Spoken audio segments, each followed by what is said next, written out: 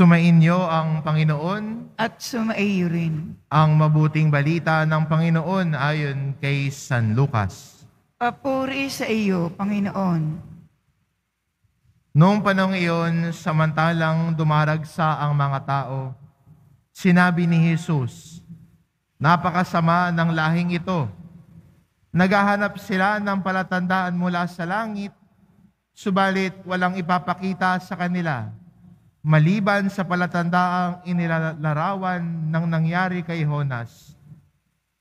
Kung paanong naging isang palatandaan si Jonas sa mga taga-Nineve, gayon din naman magiging isang palatandaan ang sa lahing ito ang anak ng tao. Sa araw ng pag-uukom, titindig ang reyna ng timog laban sa lahing ito, at sila'y hahatulan niya ng kaparusahan, sapagkat nanggagaling siya sa dulo ng daigdig upang pakinggan ang karunungan ni Solomon.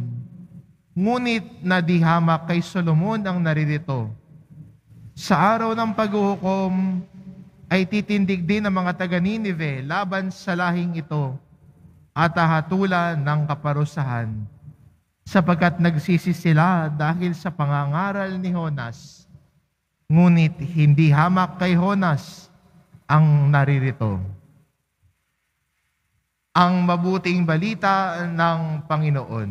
Pinupuri ka namin, Panginoong Hesukristo. Magsiupo po tayong lahat.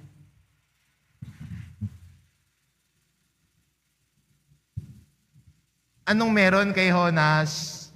Anong meron sa mga taga-Nineve? Anong meron sa reyna ng timog?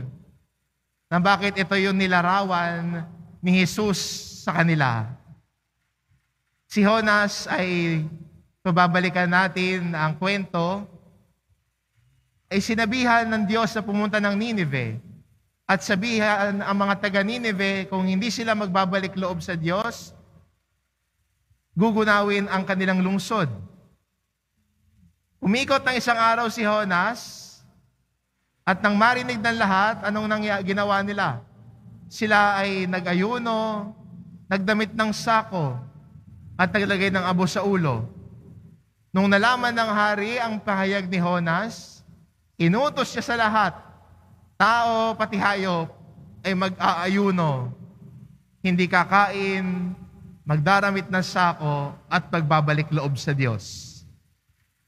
Sa isang pahayag, naniwala sila at nanalig. Ang reyna ng timog ay maririnig natin sa kwento po ni Haring Solomon. Nang marinig niya ang biyaya ng Diyos ay pinagkaloob kay Solomon sa pamamagitan ng biyaya ng karunungan. Ito yung hiningi ni Solomon sa Diyos. Nung unang nagpakita ang Diyos sa kanya, ang hiling niya, "Bigyan niyo po ako ng karunungan." At nung marinig ng reyna ng timog ang tanyag na karunungan ni Solomon, pumunta siya kay Solomon para talagang makita niya. Dalawa, nanalig, naniwala sa salita. Bakit sinasabi ni Jesus na napakasama ng lahing yun? Dahil ilang beses na nilang nakita si Jesus na nagpapahayag, nakita nila ang kapabalaghan at kabutihan ni Jesus. Nakita nila na nagpalaya si Jesus ng demonyo sa isang tao, pero imbis na naniwala, ano naging reaksyon? Kinwestiyon. Kaya anong maalala ninyo ho, nung Biyernes, halos karugtong po ng ebanghelyo natin ngayon. Nung nagpalaya si Jesus ng demonyo sa isang tao, anong sabi nila? Ay, nagpapalayas yan sa kapangyarihan ni Beelzebul. Imbis na maniwala, nakita na nila sa sarili nilang mata ang kabutihan ng Diyos na nangyayari. Pero imbis na niwala, humingi pa ng maraming tanda. Kaya ang sabi nila, bigyan nyo kami ng palatandaan na ikay galing sa Diyos. Parang gusto sabihin ni Jesus, kulang pa ba to? Kung ito kulang pa, ewan ko na. Nakita nyo na ang lahat. Ang mga bulag ay nakakakita. Ang mga pipi ay nakakapagsalita. Ang mga bingi ay nakakarinig. Nakita na ang lahat. Ano pa bang kulang? Humihingi pa ng mas maraming tanda.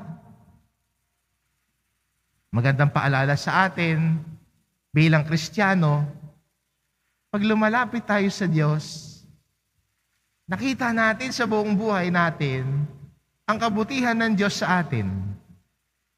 Nakita natin sa buhay natin kung paano niya tayo lagi ginagabayan kahit sa mga panahon ng pagsubok natin. Hindi pa ba tayo convinced na nariyan lagi siya para sa atin? Anong umahadlang sa iyo para buong magtiwala at manalig sa Diyos? Para sa atin bilang Kristiyano, iniisip natin, Father, yung paniniwala sa mga pamahiin, yung pagsusuot ko ng lucky charm, Father, di ba wala namang masama doon? Sa totoo lang meron ho. Bakit po? Dahil mas nagtitiwala tayo sa pampaswerte kumpara sa biyaya at awa ng Diyos. Hindi ho, pareho lang naman po, Father, di ba? Hindi ho. Tatapatin ko ho kayo. Hindi ho. Kulang pa ba ang pinapakita ng Diyos sa atin kung hindi tayo magtitiwala sa Kanya? Kulang pa ba ang ipinapahayag at pagmamahal ng Diyos sa atin kung hindi natin kayang iatas ang ating buhay sa Kanya? May kulang pa ba ang ibibigay ang Nazareno sa atin? Tingin ko wala naman, di ba? Kaya magandang paanyaya sa atin ang lubos na pagtiwala sa Kanya. Ang paanyaya sa Kanya na magbalik loob sa Kanya. Magtiwala sa Kanya ng lubusan. Dahil kahit kailan, hindi tayo pinabayaan ng mahal na pong Jesus Nazareno. Siya ang tanda ng pag-ibig ng Ama. Siya ang tanda ng ating pagbabalik loob sa Diyos. Sana paanyaya sa atin bilang mga Kristiyano ngayon at mga nagmamahal sa mahal na pong Jesus Nazareno, buong magtiwala sa Kanya, buong manalig, huwag nang kumapit sa iba. Siya ang ating pinagmumulan ng ating pag-asa. Amen.